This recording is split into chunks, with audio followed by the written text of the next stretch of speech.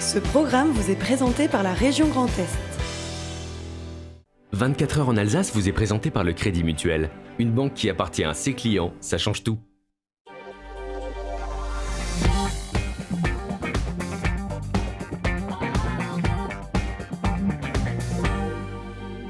Madame, monsieur, bonsoir, bienvenue pour une heure d'actualité 100% Alsace en cette rentrée 100% régionale. Et on va un petit peu vous refroidir durant cette émission puisque Vera Bossiac accueillera Alexis Coquet de CryoFast jusqu'à moins 160 degrés.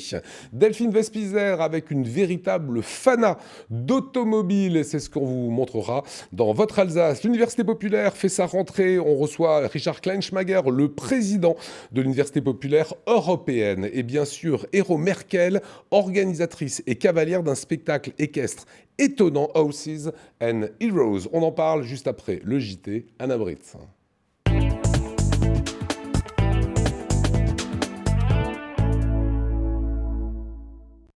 Dans ce JT, on va vous parler de lecture. À la veille du lancement des bibliothèques idéales de Strasbourg, nous nous sommes intéressés à la rentrée littéraire, un phénomène bien français. Comment les libraires font leur choix parmi les 524 nouveaux romans sortis cette année? Réponse dans ce JT. À l'Université de Strasbourg, 51 000 étudiants s'apprêtent à faire leur entrée. À quelques jours du début des cours, nous sommes allés à la rencontre de quelques néo-bacheliers. Et puis, malgré ses 1004 ans, elle est toujours à la mode. La cathédrale de Strasbourg a attiré un nombre record de touristes cet été. Mais on commence tout de suite avec les suites de l'incendie ayant causé la mort d'un garçon de 11 ans hier à Schiltigheim. Le suspect arrêté hier dans la matinée a avoué les faits. Il s'agit d'un jeune homme de 22 ans. Le point sur l'enquête avec Daniel Dambar, maire de Schiltigheim. Le suspect a reconnu les faits ce matin. J'ai eu le procureur de la République au téléphone tout à l'heure. Ils sont en train de poursuivre l'enquête. Ce serait la même personne qui aurait mis le feu aux poubelles rue des Chasseurs. À l'heure actuelle, nous ne savons pas encore s'il a agi seul ou pas, et nous ne savons pas encore si cet incendie a un lien avec les autres incendies qui ont eu lieu fin août. Les services de la police et de la justice doivent continuer leur enquête. La municipalité, bien sûr, est en lien avec l'État et nous avons demandé des renforts supplémentaires pour le secteur nord, pour Schiltigheim, parce que ces événements, cette escalade doit cesser. Et 2 personnes sont toujours hospitalisées aujourd'hui. Parmi les 43 logements de l'immeuble touché, 9 sont entièrement détruits. Si 34 familles pourront réintégrer dès ce soir leur appartement, les autres ne sont pas oubliés et la solidarité s'organise à Schiltigheim. Si, comme vous le voyez, de nombreux habitants ont déposé vêtements et jouets, des meubles et de l'électroménager sont encore recherchés. À noter qu'un moment de recueillement sera organisé samedi à 11h, place de l'Hôtel de Ville à Schiltigheim.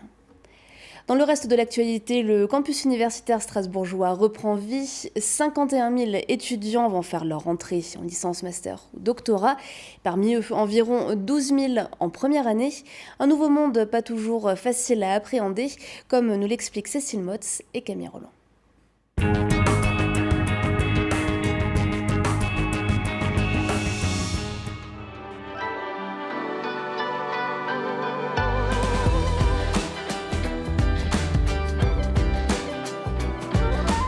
Je vais rentrer en L1 sciences sociales. Là, je suis en lettres modernes. J'ai choisi sciences sociales. Comme Caroline, Marine et Paul, ils devraient être environ 7000 à faire leur première rentrée à l'Université de Strasbourg. Sur le campus, cette semaine, c'est la pré-rentrée, le temps de prendre ses marques avant le début des cours lundi prochain. Aujourd'hui, le village associatif s'est installé devant le patio, de quoi guider au mieux les néo-bacheliers. Quand on arrive, on ne sait pas bien comment ça marche, etc. Et rentrer dans une asso de théâtre, c'est aussi un endroit où il y a un mélange de toutes les universités. Et oui, c'est l'occasion de rencontrer du monde.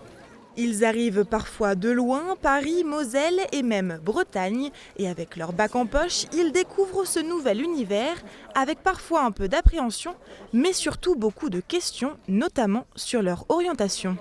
Je me sens un peu perdue parce que c'est vrai que c'était un tout petit lycée, on était 600. Donc arriver ici où une seule classe, il y a 200 personnes, ça fait vraiment bizarre. Là pour l'instant je suis un peu paumée niveau comment faire son emploi du temps, quel cours, quel groupe choisir et tout. Dans les études je me cherche un peu donc j'espère que les lettres modernes vont me plaire. On vient à peine de commencer l'année donc je peux pas dire si je vais changer, si je vais m'orienter autre part. Mais pour l'instant licence sciences sociales ça me plaît. Donc si ça va pas effectivement je vais changer à la fin de l'année. En France, environ 10% des étudiants changent d'orientation en cours d'année, une situation que l'Université de Strasbourg souhaite endiguer dans ses filières. Alors pour les aider, le nouveau projet Noria vise à accompagner les jeunes dès le collège. Trop de lycéens font encore des choix sans bien mesurer toute la portée de leur choix. Soit parce qu'ils se font de fausses idées sur les formations dans lesquelles ils souhaitent s'inscrire, soit parce qu'ils font leur choix en fonction d'a priori qu'ils ne devraient pas avoir. Trop de lycéens, par exemple, font des choix en tenant beaucoup trop compte du critère géographique, en essayant d'être le plus proche possible de leur maison. Et c'est contre ça que nous voulons lutter. De même, trop de lycéennes sont intéressées par des études de sciences, sont intéressées par des études de sciences du sport, par exemple, ou de physique ou de chimie, et s'interdisent de candidater en se disant « c'est pas pour moi, c'est pour les garçons ». C'est pas vrai. Toutes les études sont faites pour tout le monde. Et avec Parcoursup, les élèves ayant reçu une réponse oui, si à leur vœu devront suivre un cursus aménagé, un accompagnement en plus pour être sûr de ne pas se tromper de voie. L'accompagnement pour les dispositifs oui-si sont des dispositifs d'aide à la réussite pour les étudiants dont le parcours antérieur au lycée n'était pas forcément adapté à leur choix et pour lesquels il y a un accompagnement renforcé qui leur est proposé. Donc ça, c'est préparation en amont, ces dispositifs d'aide à la réussite sont essentiels. L'an dernier, ils étaient 12 000 élèves en première année à l'Université de Strasbourg. Cette année encore, ce chiffre devrait rester stable. Demain, c'est la cérémonie de rentrée pour tous, l'occasion de fêter les 10 ans de l'Unistra.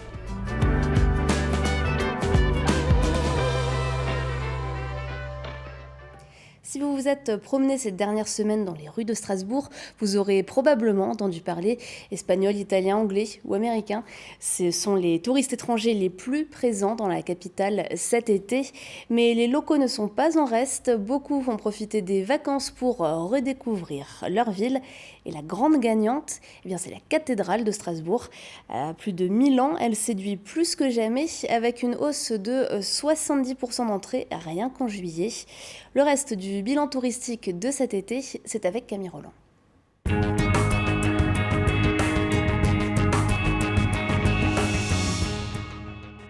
Les étés se suivent et se ressemblent dans la capitale strasbourgeoise. Pas de révolution dans la fréquentation touristique et les animations d'été, mais un succès toujours au rendez-vous. Des chiffres stables ou en légère croissance dont se félicite Office du tourisme et élus, qui privilégient aujourd'hui le tourisme dit durable au tourisme de masse.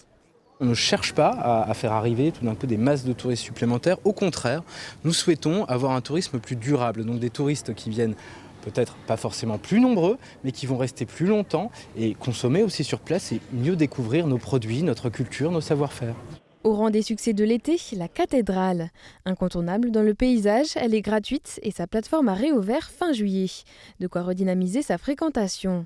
La vieille dame a vu ses visiteurs augmenter de 56% de progression sur l'été par rapport à l'an dernier. Les grandes tendances, c'est certainement un regain d'intérêt pour la cathédrale suite aux incidents malheureux de Notre-Dame de Paris.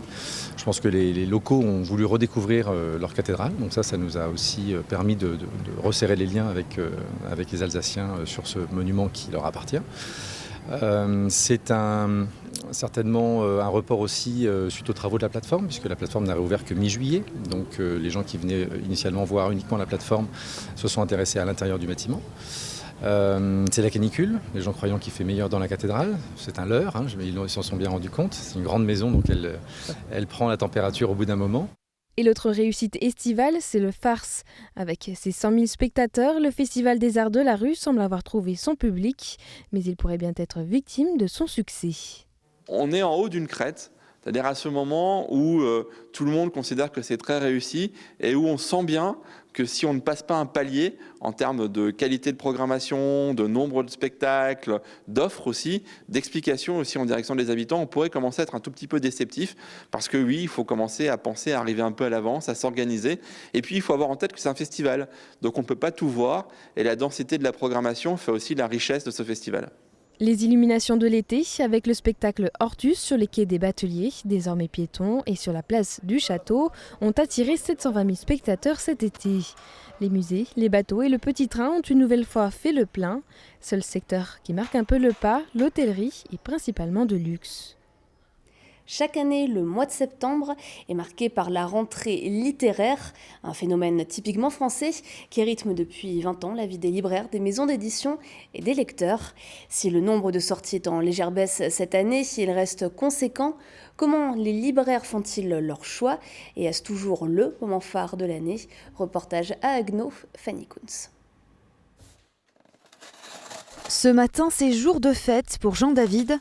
Le libraire découvre sa dernière livraison, une caisse où se cachent de précieux trésors qu'il attendait pour la rentrée littéraire. Parmi les classiques romans d'amour, d'aventure ou les récits historiques, se dégage une thématique plus marquée en cette rentrée, les faits divers, les romans sociaux et sociétaux.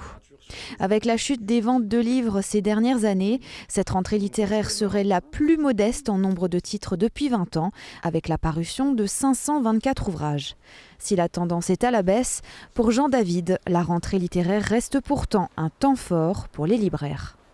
C'est un moment de disponibilité des esprits et de moments où les gens sont friands justement de se lancer dans des histoires qui parfois peuvent être un peu plus denses. C'est un moment qui commercialement est peut-être plus qu'il était il y a quelques années. Il y a quelques années, ça représentait effectivement une grosse part du chiffre d'affaires des librairies, mais ça reste un moment de communication, ça reste un moment de qualité littéraire aussi et de plaisir. Jean-Philippe Toussaint, Hubert Haddad, Amélie Nothomb, Léonora Miano. Chaque année, les incontournables célèbrent la rentrée avec un nouveau roman. Tout le défi des libraires est de faire un choix parmi tous ces auteurs, un choix qui corresponde le plus aux attentes de leurs clients. Plusieurs mois en avance, les éditeurs nous en parlent. Souvent, on voit les auteurs aussi. On en discute entre libraires. Voilà, il y a toute une émulation qui fait que on a des informations sur les livres qui vont venir. Et sur les 500, moi, je sais que je vais en recevoir le tiers, les 2 tiers restants étant soit pas adaptés à ma clientèle, soit, pour plein de raisons, ils peuvent ne pas finir chez moi. Et sur ces 500 aussi, je vais en lire une 60aine.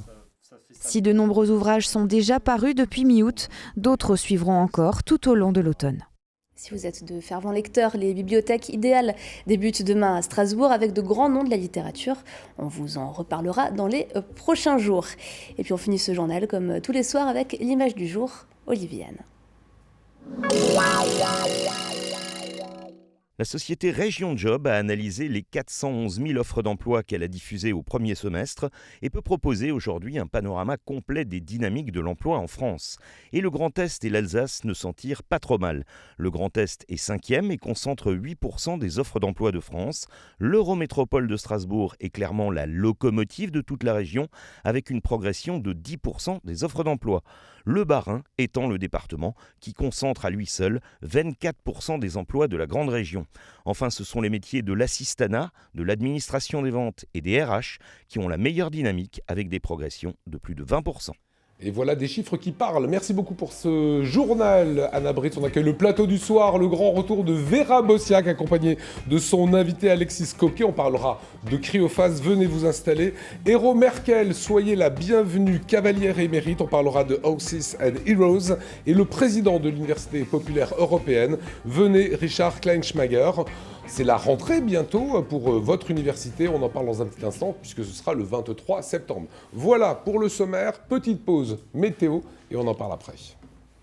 Des châteaux de la Loire au delta du Mékong, idées week-end ou voyage au long cours, vos vacances au fil de l'eau partout dans le monde avec Croisière Europe.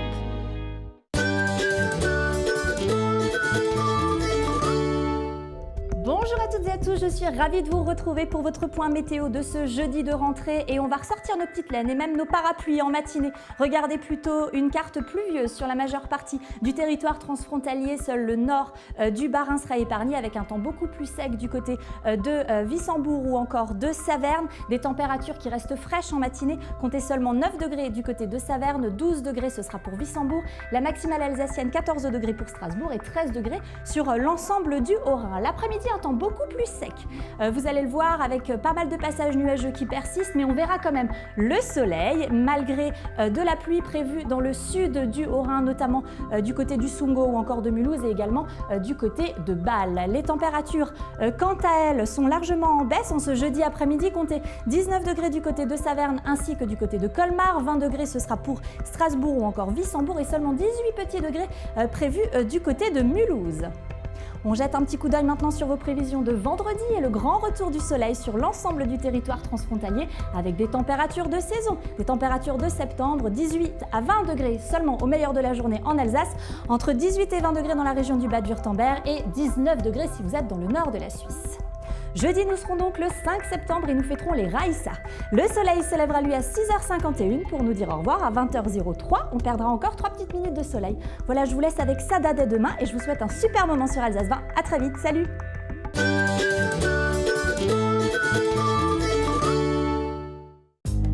Vos vacances au fil de l'eau avec CroisiEurope. Croisière fluviale et maritime au départ d'Alsace et jusqu'au bout du monde. Et c'est bientôt la rentrée à l'Université populaire européenne. Son président est avec nous sur ce plateau, Richard Klenschmager. Comment allez-vous ? Bien. Président heureux, vous allez accueillir autant d'élèves que l'an passé. Il y en avait quasiment 10 000 l'an passé. Nous sommes sur cette voie-là. Donc il y aura à peu près 10 000. C'est un cinquième de ce que l'Université de Strasbourg, la grande université, recrute. Pour Hérault ou pour Alexis, qui connaissent évidemment l'université, mais pas l'Université populaire européenne. Qu'est-ce que c'est ? C'est une entité qui va bientôt fêter ses 100 ans, puisqu'elle est issue de l'Université de Strasbourg après 1919. Donc après la guerre. Et après la guerre, avec toujours la même vocation, c'est-à-dire apporter à ceux qui le souhaitent des savoirs, aussi sérieux que ceux de la grande université, mais avec, disons, une convivialité qui est vraiment tout à fait particulière. Voilà, il n'y a pas d'examen d'entrée. Il n'y a pas d'examen d'entrée, il n'y a pas d'examen de sortie, puisqu'il n'y a pas de diplôme au sens strict. Et on peut profiter dans cette université de l'envie de savoir des choses. Voilà, alors ça c'est la petite brochure qui vient de sortir, et dedans vous signez évidemment l'édito en tant que président, et vous rappelez qu'elle offre, l'Université populaire européenne, la possibilité d'apprendre pour le plaisir. Pour le plaisir. Et c'est essentiel parce que nous ne sommes pas là dans la contrainte, aucune contrainte. Et il y a un réel plaisir à apprendre. Et c'est vrai que quand on est débarrassé des contraintes professionnelles, on a parfois envie d'aller vers ce dont on rêvait depuis longtemps, une langue étrangère, l'histoire de l'art, mais aussi les activités physiques, que ce soit le yoga, que ce soit d'autres activités sportives. Donc de ce point de vue-là, c'est très important et c'est vrai que nous rencontrons un public qui est très fidèle. Et qui, très fidèle, c'est-à-dire d'année en année, ils vont faire d'autres disciplines. Beaucoup de personnes reviennent pour aller vers d'autres disciplines ou approfondir une discipline. Quand on est président de l'Université populaire européenne et politologue reconnu, est-ce qu'on mesure mieux l'importance d'étudier ? Oui, bon, il est évident qu'étudier toute la vie, et nous sommes dans cet apprentissage de toute la vie, sans diplôme à la clé, mais je veux dire, c'est les vitamines de l'esprit qui sont là. Et par les temps qui courent, où on est en réseau, etc., là, on retrouve le plaisir d'étudier avec d'autres. Et ces vitamines de l'esprit sont aussi des vitamines du cœur pour les gens, parce que beaucoup se retrouvent à s'associer, à aller dîner ensemble, à aller faire des randonnées de temps en temps. Il y a une véritable, j'allais dire, esprit d'école, en quelque sorte. C'est une émanation, c'est l'humanisme rhénan, on pourrait dire, qui est incarné dans cette université populaire. Oui, quelque chose de cela aussi, mais l'humanisme au sens très large du terme, c'est-à-dire que l'apprentissage, qui est parfois rude, apprendre le chinois, c'est pas qu'une partie de plaisir, mais cet apprentissage, il est dopé en quelque sorte par, d'une part, la qualité des enseignants que nous avons, qui sont tous très qualifiés pour leur matière, mais aussi par le fait que quand on apprend ensemble, librement, par un choix tout à fait personnel, eh bien, on progresse d'une certaine façon beaucoup mieux. Voilà, on va rappeler aussi que le succès, c'est aussi le prix qui est demandé dans cette université européenne, cette université populaire. Ça coûte combien des cours? Un cours, alors nous avons à peu près 13 000 inscriptions à des cours, parce que beaucoup d'auditeurs prennent plus d'un cours. Donc ça coûte 120 € pour un cours, qui est un cours d'1h30 par semaine pendant 26 semaines, toute l'année, plus une cotisation de 40 €. Donc ça fait 160 €. Là-dessus, il y a 26 cours d'1h30 dans l'année pour 160 €. C'est redoutable.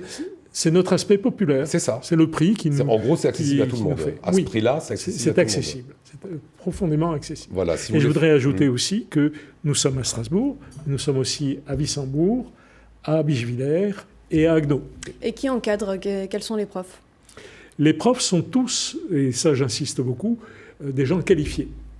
Dans les nouveaux cours que je fais faire cette année, nous avons 2 profs de médecine, par exemple. Alors, ce qui est étonnant, c'est que l'un d'entre eux voulait absolument faire un cours sur l'opéra. Pourquoi pas? Il est fanatique de l'opéra. Mais c'est pas toujours, disons, des profs standards, etc., qui viennent...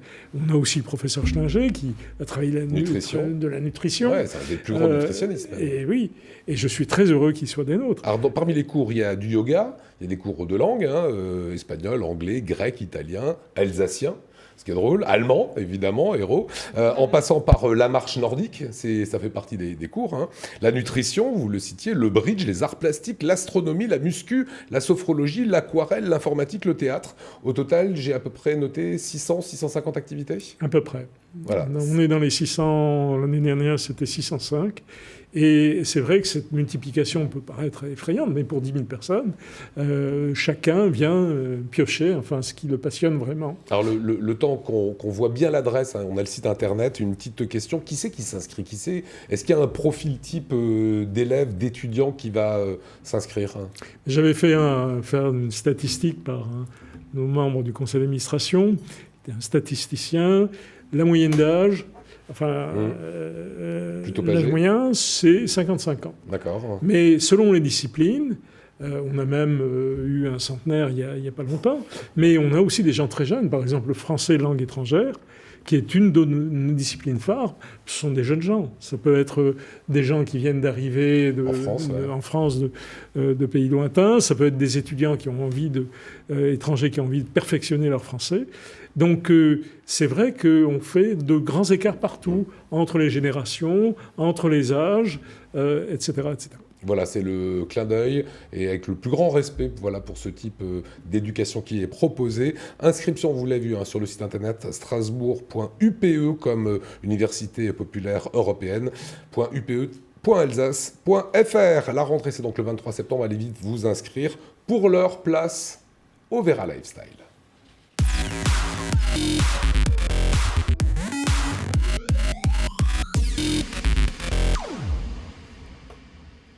Bonsoir à tous. Alors ce soir, je vous propose une chronique super fraîche après cet été qui était très chaud. Avec nous ce soir, Alexis Coquet, qui était plongeur. Vous avez également été entraîneur de l'équipe de France de plongeon. Et aujourd'hui, vous êtes lancé dans la cryothérapie. Alors la cryothérapie, on le rappelle, elle est connue pour la récupération physique des sportifs grâce au froid. Ça fonctionne comment ? Alors oui, c'est vrai que la cryothérapie, c'était réservé à l'époque à l'élite sportive. Et aujourd'hui, ça commence enfin à se démocratiser un petit peu. Et aujourd'hui, tout le monde peut y accéder. Donc le principe, c'est de placer votre corps dans un cryosauna qui est fabriqué en France chez Cryofast pendant 3 minutes à des températures descendant entre moins 130 et moins 160 degrés. Donc il n'y a rien à prévoir, la séance se fait en sous-vêtements ou alors en maillot de bain. On fournit tout, le peignoir, les gants, les chaussons, les chaussettes, absolument tout.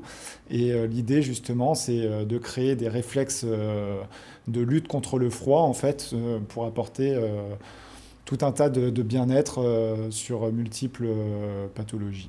Alors les bienfaits sont musculaires mais pas que. Oui, alors les sportifs l'utilisent, aussi bien en phase de préparation et en phase de récupération, mais on l'utilise également en accompagnement en fait, pour la santé. des personnes qui souffrent au quotidien d'arthrose, d'entorse, de tendinite. Ça fait du bien. Absolument, ouais. Donc on est en partenariat avec l'Agence française de sclérose et en plaques, et qui leur permet de bénéficier justement de tarifs préférentiels justement pour profiter de la cryothérapie pour certains au quotidien. Donc il y a vraiment un effet sur la douleur, ça leur permet de soulager réellement leur quotidien. Après, on peut l'utiliser également dans le cadre du bien-être. On a beaucoup de clients qui viennent le vendredi soir pour clôturer leur semaine de travail un petit peu contraignante et qui font une séance de cryothérapie justement pour partir du bon pied dans le week-end. Et puis pour les troubles du sommeil, c'est une grosse majorité de notre clientèle également. Ce qu'on voit sur les images, c'est pas de l'eau qu'on met. Non, absolument. C'est de l'azote liquide qui est sous forme de vapeur. Donc l'azote à la base est à moins 196 degrés. Là, il sera transformé du coup. Et c'est un froid qui est très sec. Rien à voir avec ce qu'on a l'habitude d'endurer dehors en plein hiver à Strasbourg. C'est largement supportable, hein, sans problème.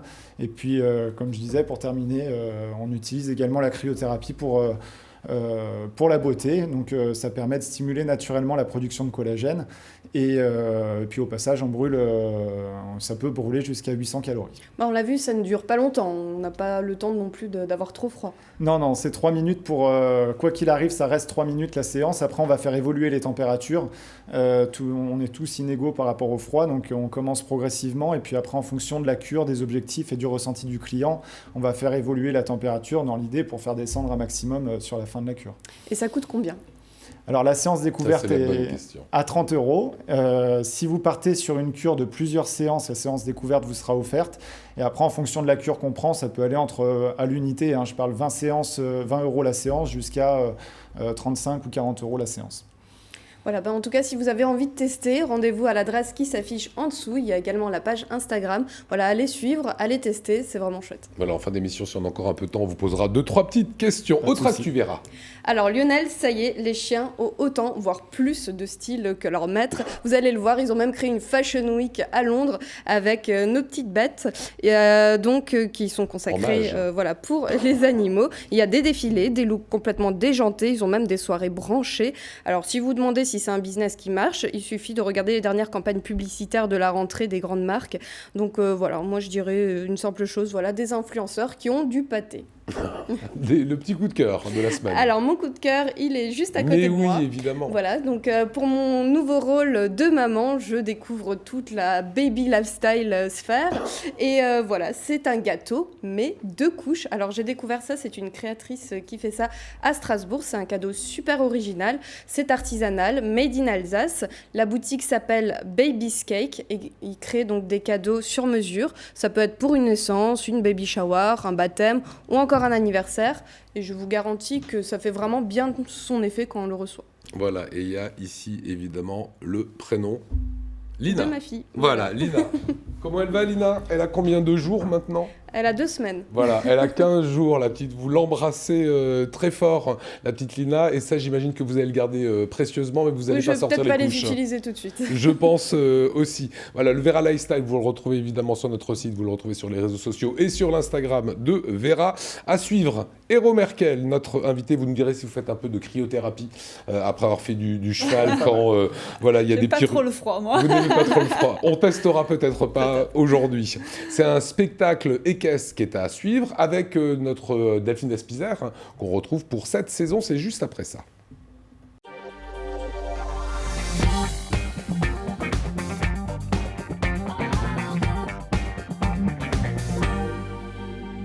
Et vous avez peut-être vu ce spectacle exceptionnel à Châtenois durant l'été, Horses and Heroes, avec nous, Héro Merkel. Ça va, Héro ? Très bien. On est ravis de vous accueillir. Vous êtes l'organisatrice, et cavalière d'ailleurs, de ce spectacle. Avant qu'on en voit quelques images, comment vous vous êtes dit un jour, je vais faire un spectacle avec des chevaux, un truc incroyable en 3 tableaux ? C'était toujours mon rêve de réaliser une saison de spectacle. Donc, j'ai raconté ça à mes parents et à mes amis. Okay. Et, donc, comme ça, on a créé cette idée. On a dit tous ensemble, ça nous ferait plaisir tous ensemble de réaliser ce spectacle. C'est un spectacle de fou quand même. Il y a combien de cavaliers ? On est en ce moment à 10. 10. Alors, vous voulez voir à quoi ça ressemble ? Bande annonce.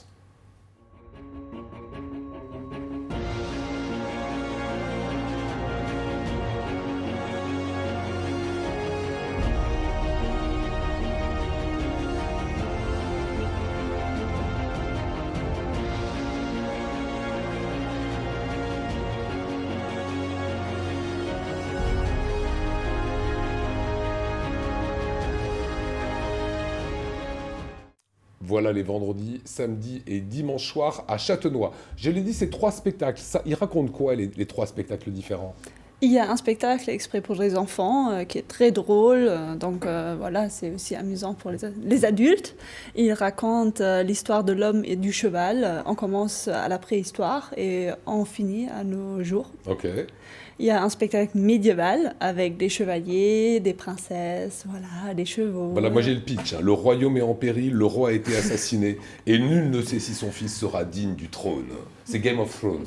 Voilà, ça commence comme ça. C'est les cascades qu'on voit là en ce moment ? Enfin, ça, c'est un mélange du spectacle pour les enfants et du spectacle médiéval. Et le 3e spectacle C'est un spectacle nocturne avec du feu, des LED, des belles images en tous les cas. Alors, il y a beaucoup de cascades. Est-ce que c'est dangereux ?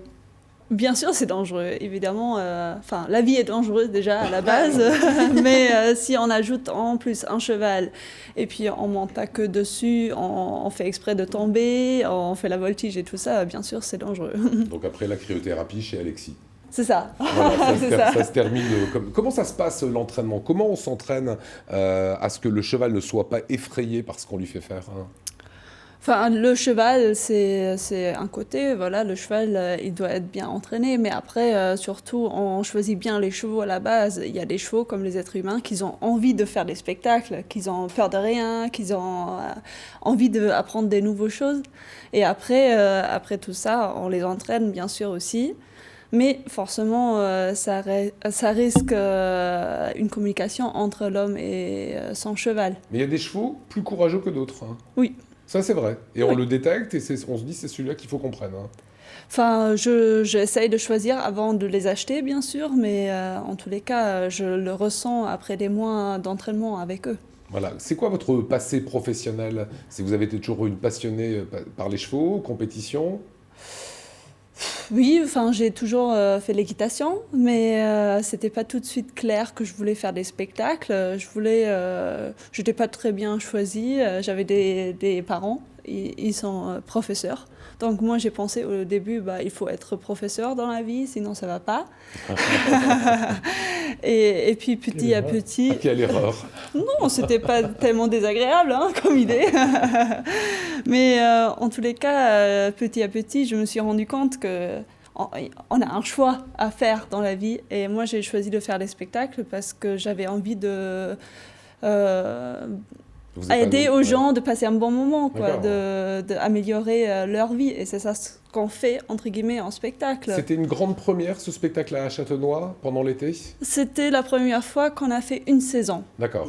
Avant, on a fait des spectacles pendant un week-end, une semaine peut-être. On a fait des films, on a voyagé beaucoup avec nos chevaux et notre équipe.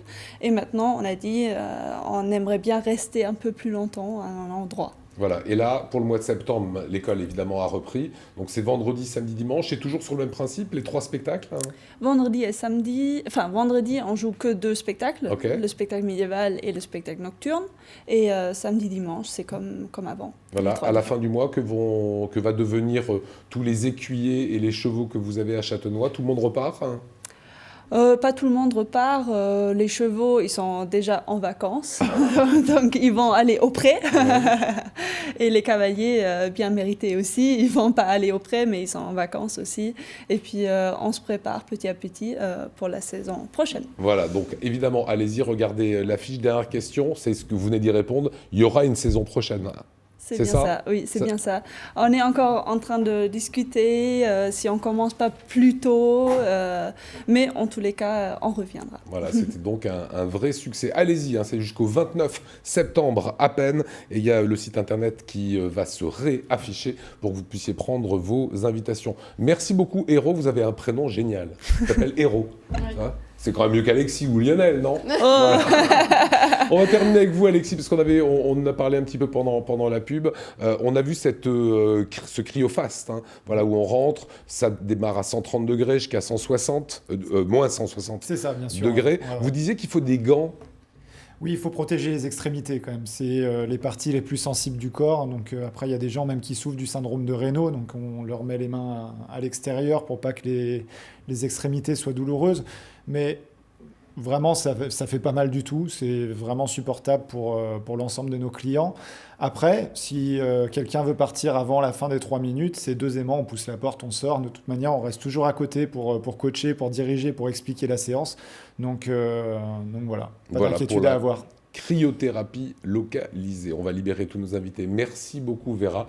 Il est l'heure de vous occuper de la petite Lina. Merci Héros. Ne manquez pas ce spectacle Heroes and Horses, ou c'est l'inverse. Horses and Heroes, c'est l'inverse. And Heroes. Merci Richard Kleinschmager. On rappelle, 23 septembre. On a encore jusque là pour s'inscrire. Il y a beaucoup de cours qui sont déjà complets. Il y a beaucoup de cours. Eh ben, vous vous dépêchez, faut y aller. Nous, on va repartir dans l'actualité. Dans un instant, on va vous montrer un nouveau projet tout à fait innovant. Ça s'appelle Air Inoca. Ça crée tout simplement de l'hydrogène pour la mobilité, pour les camions et les voitures. Mais avant cela, c'est Delphine Vespizer. C'est parti.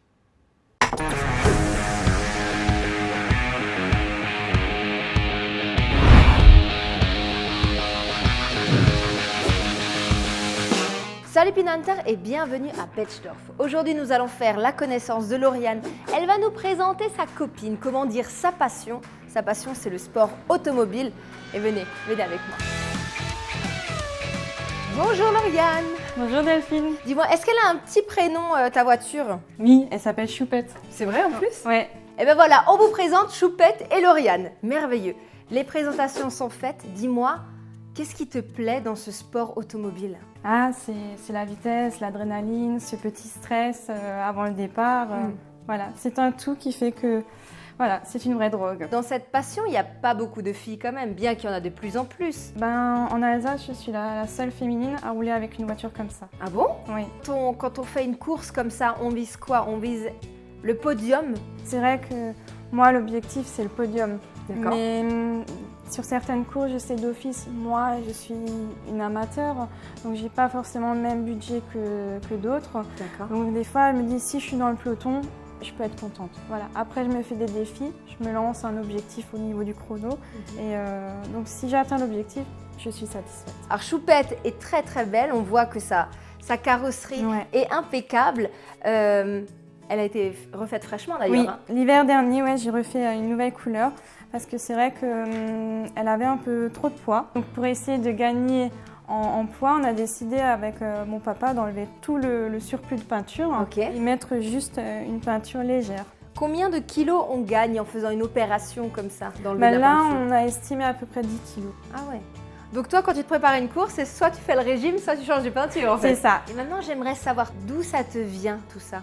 Alors, c'est une passion que j'ai de mon papa. Il a commencé sur le tard à l'âge de 42 ans, puis il se dit, moi aussi, un jour, je veux rouler. Donc lui, il était pilote et tu l'accompagnais sur les courses? C'est ça. J'étais toujours avec lui à chacun de ses départs, toujours à essayer à l'encourager, à lui nettoyer les pneus, à lui donner un petit coup de pouce en disant, allez, à plus papa, enfin. Tu étais sa coach? Ouais. Et d'ailleurs, je crois qu'il est avec nous. Bonjour Alfred. Bonjour. Comment ça va? Venez. C'est une chance de partager sa passion comme ça avec sa fille, hein? Ouais, elle était toujours à mes côtés. Et puis un jour, on était sur le circuit, je l'ai emmenée, et puis on a fait quelques tours ensemble. On a fait quelques têtes à queue aussi, les forcés. Et puis elle est sortie de la voiture, elle a dit, ça je vais faire. Il y a quelques années, on a acheté un camion. Ouais. Et puis c'était un camion déménagement qu'on a entièrement transformé en camion atelier. Que vous avez entièrement transformé? Entièrement transformé, oui. J'ai travaillé pratiquement 1 année dessus. Alors, avant d'en dire plus, est-ce que vous voulez me montrer ce camion? Sans souci, allez, juste à côté. Je vous suis. Voilà. Ah ouais! Venez, on vous fait la visite. Mais là, c'est là où on vit pendant là, c'est les... notre camping-car, pratiquement. Ah ouais! Et puis là, on a les 2 lits superposés, 2 places en bas, 2 places en haut. Vous êtes bien là! On a 200 litres de réserve d'eau. Et le soir des courses, quand vous êtes ici avant d'aller au lit, vous faites quoi? Vous jouez aux cartes ensemble? Non, vous parlez? même pas. Non, on parle de la course, on regarde les vidéos qu'elle a prises en caméra embarquée et tout. C'est ce dont vous rêviez de pouvoir partager à votre fille votre passion? Oui, c'est ça. Ce serait différent si elle n'avait pas accroché. Là, elle a accroché, c'est unique. Oui, si elle l'aurait pas fait, ça aurait fini le sport automobile pour moi. Et les voitures et tout, D'accord. Et puis, c'est des beaux week-ends qu'on passe ensemble, en famille, et puis vraiment super. Bon, très bien. Il n'y a pas d'autres mots. Là, si on essaye de faire un lit, Alfred, vous pensez que je peux venir avec une fois un week-end ou quelque chose? Oui, pourquoi pas. Pas de souci. On va regarder. Comme Lauriane est dans le camping-car en ce moment, celui-là du haut, il est libre. Ah, celui-là du haut, il est libre. Ah, ouais. En plus de place et tout. Ouais. Ah, ok, c'est pas mal. libre. Alfred, Lauriane, je voulais vraiment vous remercier pour cette immersion et aussi vous féliciter pour votre modèle de famille parce que c'est vraiment un modèle. Qu'est-ce qu'on peut encore vous souhaiter? Je sais qu'il y a des prochaines courses et je sais que ce serait bien d'avoir aussi des partenaires. C'est ça, on recherche vraiment des partenaires pour pouvoir continuer ce sport et pourquoi pas participer aux 500 nocturnes à l'Anneau du Rhin qui arrive bientôt. Et en famille bien sûr. En famille forcément. C'est tout ce qu'on vous souhaite. Et nous on se dit, Moreskut et à bientôt.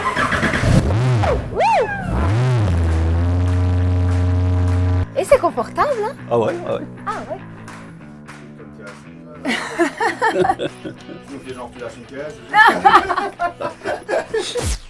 Et voilà pour les tribulations de Delphine Vespizer. Place à présent au magazine de l'énergie avec RGDS. Vous allez découvrir un nouveau concept, c'est Air-Inoca, pour fabriquer tout simplement de l'hydrogène pour la mobilité lourde, autrement dit les bus et les camions. Sachez que cette émission est multi-rediffusée, elle sera en streaming demain matin sur notre site internet. Je vous souhaite une bonne soirée et place au magazine. S'engager pour demain avec RGDS, le nouvel air d'énergie. Dans les locaux de Réseau Gaz de Strasbourg, rue du Doubs, se prépare la mobilité de demain. Dès 2021, une usine qui utilise la biomasse pour produire de l'hydrogène verra le jour. Une première mondiale qui devrait alimenter une cinquantaine de bus et de camions. Objectif, 0 émission de CO2. Ce démonstrateur industriel va permettre de créer de l'hydrogène à partir de la biomasse. Donc c'est tout à fait novateur, c'est profondément ancré sur des solutions locales, de l'alimentation avec des plaquettes de bois, voire du bois à récupérer. Et pour le coup, nous allons contribuer une nouvelle fois à RGDS à la transition écologique de notre territoire, parce que l'hydrogène n'émet pas du tout de polluants, ni oxyde d'azote, ni particules fines. Donc c'est vraiment une solution très importante pour Strasbourg qui, comme vous le savez, dépasse régulièrement les valeurs limites fixées par l'Union européenne. Pour obtenir cet hydrogène vert, la PME Hafner Energy a développé un procédé qui repose sur le chauffage de la biomasse, une matière organique issue de déchets agricoles et forestiers. Utilisée pour produire des engrais, des carburants dans des raffineries ou encore pour fabriquer du plastique, l'hydrogène est également un carburant idéal pour les transports. L'hydrogène, d'abord, c'est la molécule la plus abondante que l'on a sur la planète. On l'utilise déjà dans les fusées. Et ce qui est nouveau, c'est qu'on va l'utiliser maintenant comme carburant. Parce que son prix de production baisse, qu'on arrive à le produire de manière verte. Et donc, l'hydrogène a l'avantage d'être un fuel qui n'a pas d'atome de carbone. Et donc, quand on le combine avec de l'oxygène, il ne produit que de la vapeur d'eau, alors que tous les autres fuels qu'on connaît, le bois, le charbon, le gaz, les carburants liquides, ils ont des petits atomes de carbone qui, quand ils se combinent avec l'oxygène, font du CO2. 1 kg d'hydrogène équivaut à 3 litres d'essence. L'installation strasbourgeoise, qui représente un investissement de 7 millions d'euros pour RGDS, en produira 650 par jour. Certaines sociétés sont en avance sur le sujet. C'est le cas de Hype, qui dispose de la première flotte de taxis à hydrogène au monde depuis 2015. Pour son fondateur, ce carburant vert offre de nombreux avantages. C'était pour nous la solution idéale pour notre objectif qui était de permettre aux activités comme le taxi de continuer à travailler en arrêtant de polluer. Donc on a avec l'hydrogène tous les avantages de l'électrique, pas de bruit, pas de pollution, et donc pas de pollution de l'air ni de pollution sonore, sans compromis ni pour le chauffeur ni pour le client, puisqu'on a une autonomie de 500 km et surtout on fait le plein en quelques minutes. Prochain objectif pour l'entreprise, porter sa flotte parisienne à 600 véhicules avant fin 2020 pour pouvoir ensuite la développer ailleurs en France. Ce mouvement vers l'hydrogène n'est pas uniquement local. Des pays du monde entier tels que la Chine ou le Japon ont choisi de se tourner vers l'hydrogène au détriment de l'électricité. Et la région Grand Est compte bien prendre le train en marche. C'est en termes de santé publique, de qualité de l'air, des orientations qui sont majeures. Il faut savoir produire de l'hydrogène, il faut savoir installer des stations-service et il faut surtout convaincre les utilisateurs pour que le modèle économique puisse être réaliste. Notre ambition, c'est à travers le train, avec des motrices à hydrogène qui se mettront en place en 2022, à travers des péniches du futur, là aussi, qui utiliseront cette motricité-là, d'être dans une dynamique et d'être au rendez-vous, finalement, de cette transformation que l'on est en train de vivre au niveau mondial. Ainsi, des trains, des péniches, mais également des bus à hydrogène pourraient bientôt circuler. La compagnie des transports strasbourgeois, qui va s'équiper prochainement de 24 nouveaux bus électriques, porte un intérêt croissant à ce nouveau carburant. L'hydrogène apporte plein d'intérêts puisque son autonomie est forte, ses effets sur la non-pollution sont bien sûr majeurs. Donc il y a un intérêt à ce que nous observions ce sujet. Il y a aussi un intérêt à prendre un peu de temps pour observer les coûts de production, pour observer les coûts de possession des véhicules, pour les infrastructures, de manière à ne pas aller vers l'inconnu en termes d'économie du système. Les avantages sont là, mais des obstacles restent encore à franchir avant de généraliser l'hydrogène sur les routes. Aujourd'hui, le coût est encore un peu trop élevé. Et donc, dans la compétitivité, je dirais, des sociétés de bus, cela pèse. Mais on peut penser qu'assez rapidement, on trouvera des prix de plus en plus compétitifs. C'est un problème de législation aussi, mais tout cela, ça s'organise, j'ai pas de crainte. Après, il faudra très rapidement passer à des politiques européennes, faire en sorte que les camions sur les routes passent à l'hydrogène. Électricité ou hydrogène, le choix n'est pas encore défini. Ce qui est sûr, c'est que les véhicules de demain devraient être toujours plus verts.